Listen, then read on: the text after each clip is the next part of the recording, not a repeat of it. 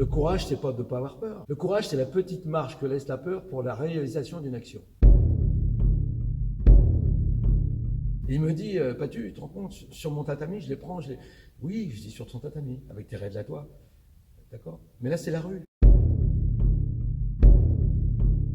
Et lui, il se retourne 2-3 fois, et puis à un moment, il se lève, il dit, ah, ça suffit maintenant. Et quand je suis sorti, les 3 jeunes étaient là. Ils me dit, alors, tu fais quoi maintenant?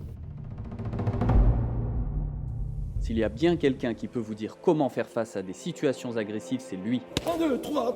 Champion d'Europe de boxe, 103 combats, policier au RAID, l'unité d'élite de la police pendant 20 ans, il a été intervenant, instructeur opérationnel et négociateur. Il a vécu les situations les plus critiques, notamment la tristement célèbre prise d'otage de Neuilly par un fou bardé d'explosifs. Son expertise est demandée sur toutes les chaînes et jusqu'au cinéma. Mais c'est aussi un homme engagé qui a créé une méthode de défense grand public, qui n'hésite pas à faire 1300 km en 2 jours pour former monsieur et madame tout le monde, qui m'a engueulé pour l'avoir vouvoyé pendant l'enregistrement de cette interview, et qui rend accessibles les outils pour désamorcer les conflits et se protéger des agresseurs. On écoute tout de suite ses conseils. Robert Paturel, merci d'avoir accepté de répondre à mes questions pour les vigilants et les vigilantes qui nous regardent. Bonjour à tous. Je vous ai présenté un peu plus tôt aux abonnés. Vous êtes notamment spécialiste de la négociation avec les individus les plus agressifs et les plus dangereux.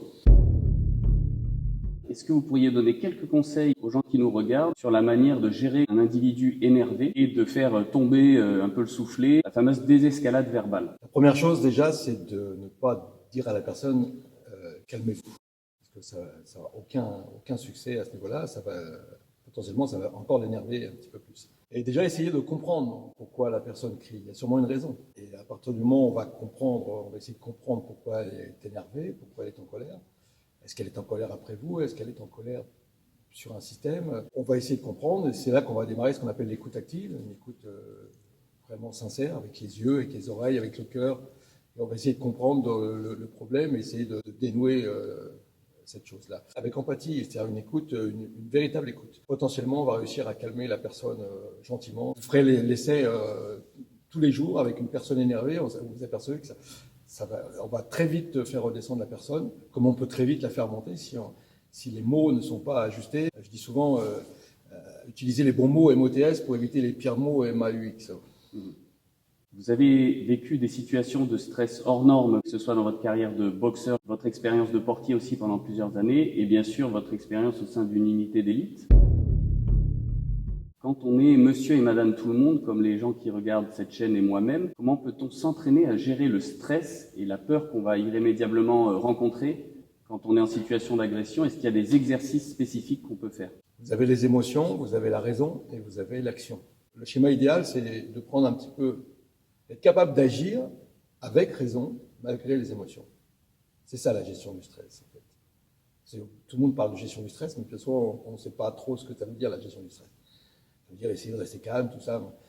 En fait, c'est important qu'il y ait un petit peu d'émotion. Que ce soit même pour la compétition sportive, si on enlève complètement les émotions, on ne va pas être performant. Donc c'est utile, un petit peu d'émotion. Il faut savoir qu'à partir du moment où l'un des trois déborde sur les autres, c'est l'échec. Si je suis complètement dans la raison, je vais me trouver plein de bonnes raisons de ne pas intervenir. Si je suis complètement dans l'émotion, je vais être complètement bloqué et figé. Et si je suis dans l'action, je vais faire des bêtises parce que je vais aller au-delà de ce que j'ai le droit de faire. Donc, être capable d'agir. Je décide d'agir. Ma raison me dit, maintenant, tu agis, malgré l'émotion. Et je garde cette raison fiable pendant toute la durée de l'action. Un retour à la raison régulièrement. En même temps, une visualisation périphérique. Ne pas focaliser, attention à l'effet tunnel. Et puis, si on n'a rien à faire là, on ne reste pas là. On part. Systématiquement, le mouvement, déjà. Le mouvement, on part. On ne reste pas bloqué. Parce qu'on vient une cible facile et possible. Donc, bouger.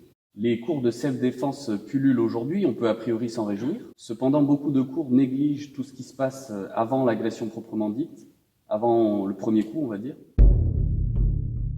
Aux hommes et aux femmes qui veulent apprendre à se défendre aujourd'hui, est-ce que vous pourriez donner quelques critères pour essayer de sélectionner un bon cours de self-défense? Ce qui me paraît le plus important, déjà, c'est ne pas oublier justement cette partie stress, qui pour moi représente 80% de la réussite. Je connais des gens qui n'ont jamais pratiqué de sport de combat et qui se sont sortis naturellement de situations compliquées, notamment des femmes que je connais qui ont réagi, mais vraiment exactement comme il fallait réagir, et qui se sont sortis de situations compliquées. À côté de ça, j'ai l'expérience d'amis pratiquants de sport de combat depuis 20 ans et qui sont incapables de se retrouver, de réagir par rapport à certaines situations où ils vont mal réagir ou trop violemment, ou ils vont engendrer un stress énorme autour d'eux et ils n'auront pas la sagesse du moment, quoi.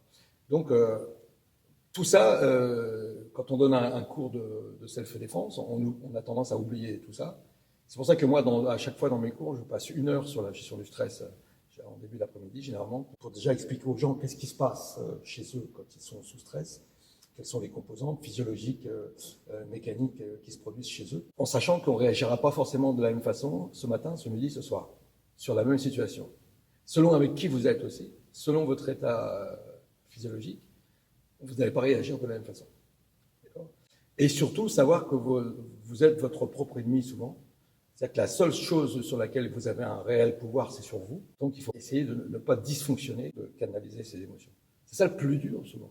Une histoire que je raconte souvent, c'était un ami, justement, professeur, je ne dirais pas de quelle discipline, de toute façon on s'en moque, au cinéma avec sa femme, et derrière lui, des petits jeunes qui mettent un petit peu des coups de pied dans la banquette, quoi.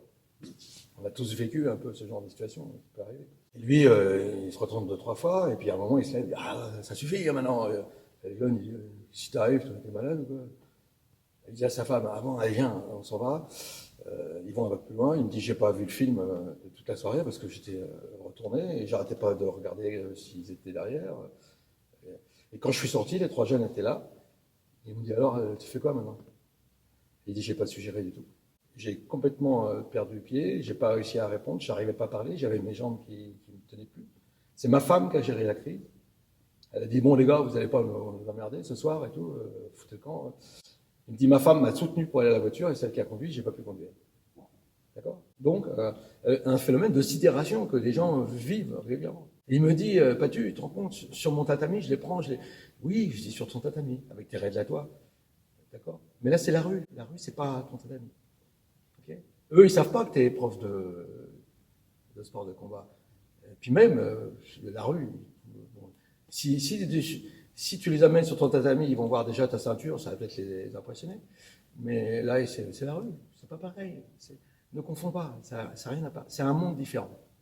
Alors maintenant, tu peux appliquer ce que tu as appris dans la rue, à condition d'avoir déjà cette gestion totale de toi, de ton corps, de ce que tu es capable de faire. Est-ce utile de le faire ou faut-il mieux partir? Bien souvent, on va s'embringuer dans une affaire qu'on aurait traitée différemment si on n'était pas professeur de sport de combat. Et on aurait traité plus intelligemment. D'accord? Plutôt que de dire, ouais, là quand même. On se sent une potentielle possibilité de réagir efficacement et on a tendance à faire le chevalier blanc et de vouloir intervenir un petit peu partout. Alors qu'il y a des cas où, voilà, quand on voit une embrouille entre 2 gars, on peut avoir un œil pour éventuellement avoir un peu du secours, mais pourquoi aller se mêler de quelque chose qui ne nous regarde pas au départ? Alors justement, on entend souvent parler du fait que personne n'intervient quand une agression arrive dans les transports en commun, par exemple. À votre avis, faut-il intervenir quand un inconnu ou une inconnue se fait frapper? En gros, faut-il jouer au héros avec les conséquences que ça peut avoir pour soi-même sur le champ, pour sa famille, les conséquences judiciaires et les éventuelles représailles? Alors c'est l'éternel problème, c'est la question que tout le monde se pose tout le temps. Je vois 3 types qui sont en train d'en massacrer un, je me dis si j'y vais, qu'ils sont armés, ça va se retourner contre moi. Donc, on ne peut pas vous reprocher de ne pas intervenir. Ce qu'on va vous reprocher, c'est de n'avoir rien fait. Si vous appelez les secours, vous appelez la police, vous appelez les secours, vous avez fait quelque chose. Maintenant, vous restez sur place pour témoigner, vous essayez d'avoir un descriptif des gens qui étaient là, s'il y a une voiture, l'immatriculation, notez plein de choses, des éléments qui vont servir à la police et à la justice après, et aller porter secours à la personne quand il est encore temps après, une fois que les gars sont partis, par exemple. Comme je dis souvent, quand quelqu'un se jette dans la Seine ou tombe dans la Seine, et si je ne sais pas nager, je ne vais pas sauter de 12 mètres dans la Seine.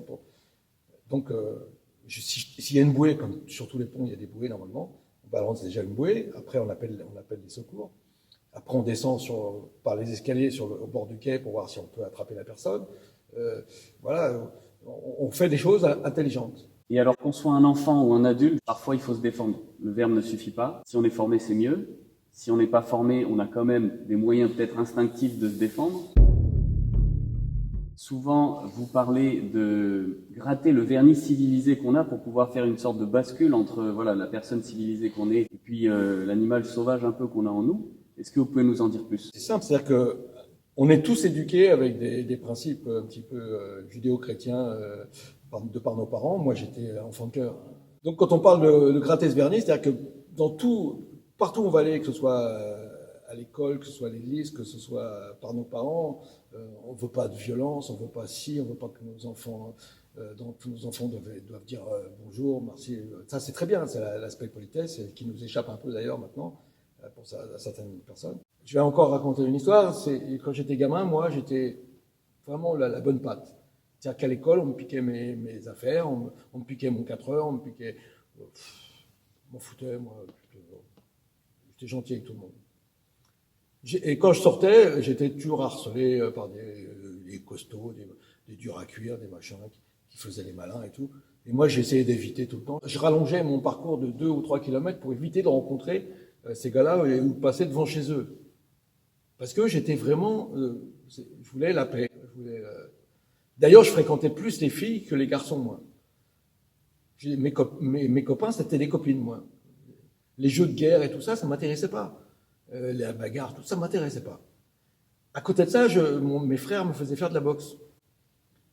Je travaillais, je faisais ma leçon, mais je ne faisais pas le parallèle entre la boxe et se défendre. Pour moi, c'était 2 choses différentes. Parce que vous venez d'une famille de boxeurs, hein, c'est ça? Voilà, toute ma famille était boxeur. Et puis un jour, pour une histoire de ballon de foot, que je devais rentrer avec mon ballon, et puis que le mec il voulait garder le ballon, il s'appelait Patrice Le, je me rappelle encore, il avait des bagues avec des têtes de mort, il avait une mobilette, ce qui était, à l'époque, c'était, à 14 ans, il avait une mobilette, c'était le caïd, quoi. Et il ne veut pas. Et il commence à me bousculer, puis à me mettre des coups. Et moi, je me cache, je prends des coups. Et au 8e étage, il y a mon frère, on habitait au 8e, du HLM, il dit « Robert, défends-toi, nom de Dieu !» Et comme j'avais plus peur de lui que de lui, je commençais à... Déjà, je bloquais bien les coups, et puis, paf, et je m'aperçois que ça touche. Ah, mais ça touche encore. Ah, ça touche. Ah, mais ça touche. Ah. Et ce jour-là, j'ai pris conscience. Il faut faire attention à ce vernis qui nous empêche d'intervenir souvent. On se dit, oui, mais si je vais, après, ça va être l'histoire, il va falloir que j'aille au tribunal, il va falloir que, si je mets un coup, je vais être embêté, je vais être si. En fait, j'ai une feuille, moi, où j'avais relevé un petit peu de tous mes stages, pourquoi vous n'êtes pas défendu? Eh ben, j'avais peur de ci, j'avais peur de ça. J'avais peur. Peur des suites, peur des... En fait, il y en a plein qui racontent, j'ai peur des suites judiciaires, j'avais peur de le tuer, j'avais peur de le blesser. Moi, j'en reviens à j'avais peur. Point. D'accord? Point. J'ai peur, c'est tout. Et c'est humain. Et on a tous peur. Tu disais tout à l'heure, j'ai fait plein de choses, mais à chaque fois, j'avais peur. À chaque fois, j'avais peur. Le courage, c'est pas de ne pas avoir peur. Le courage, c'est la petite marche que laisse la peur pour la réalisation d'une action. Ça veut dire qu'on a peur, mais on va faire quand même, parce qu'il faut qu'on le fasse. Okay? Et on a peur. Moi, à chaque fois, j'étais derrière une porte. Quand tu es le premier à rentrer, tu es derrière une porte et que tu sais que derrière, il y a un mec qui t'attend avec une arquebuse, tu n'es quand même pas au mieux dans ta tête, quoi. Tu n'es quand même pas au mieux. Et là, les choses que tu fais, c'est les schémas tactiques. Tu te retranches derrière des schémas tactiques. Du coup, d'où l'importance de s'entraîner pour les gens, je dirais lambda, d'avoir ces schémas tactiques, mais adaptés à la vie normale, pour pouvoir revenir à la raison et revenir à des mécanismes, des réflexes, c'est ça? Voilà. Alors, il y a 2 choses. La partie conditionnement de réflexe, c'est-à-dire quand on fait voilà, c'est du réflexe conditionné. On a enregistré les techniques, ça passe même plus, on se dit pas tiens, je vais faire ça. On le fait machinalement. D'accord? C'est du réflexe. Et puis il y a la partie stratégie.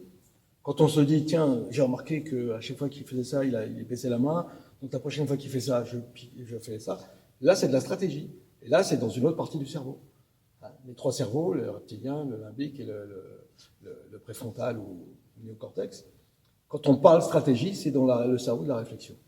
Quand on parle automatisme, c'est dans le cerveau limbique. Ce qui est intéressant, c'est qu'il est dans le même cerveau que les émotions.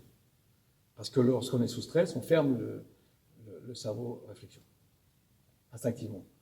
Ta tête se dit, t'as pas le temps de réfléchir, maintenant, fiche-toi ou sauve-toi, ou voilà.